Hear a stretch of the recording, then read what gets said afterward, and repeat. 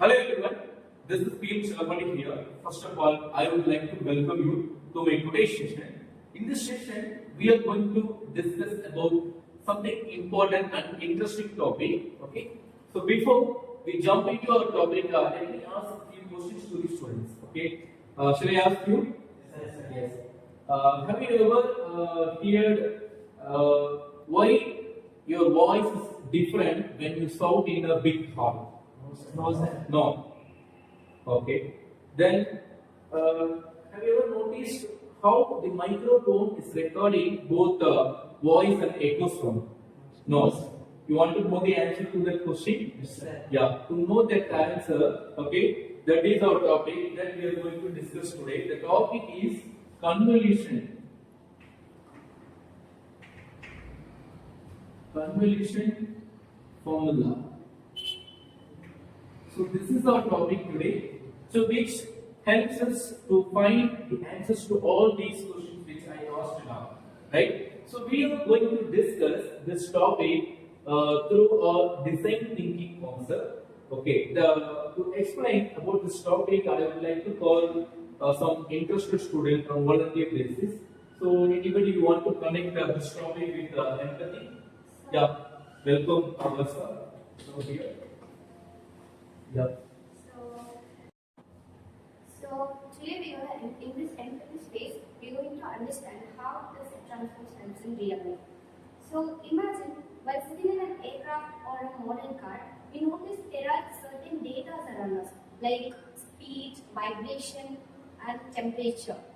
So these data are collected by sensors.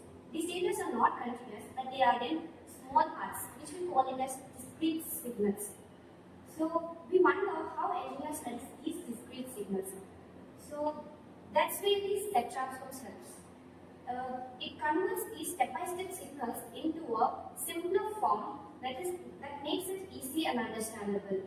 So that's why engineers use these step transforms to study the discrete signal analysis. Super, sir.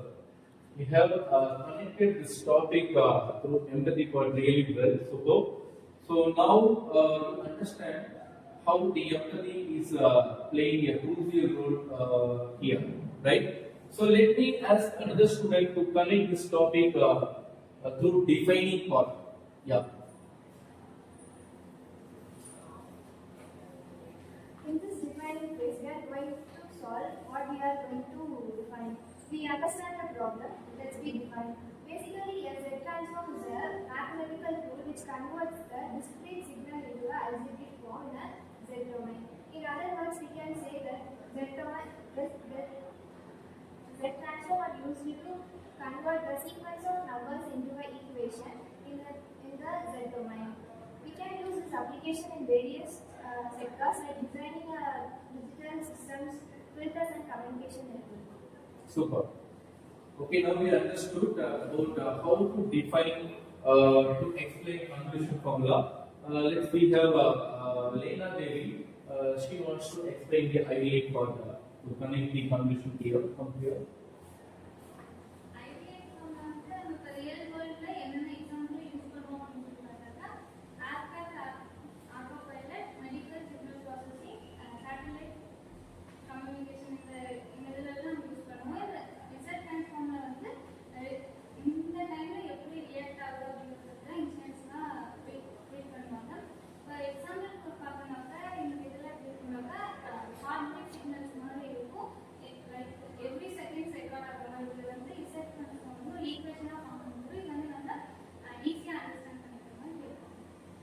Super.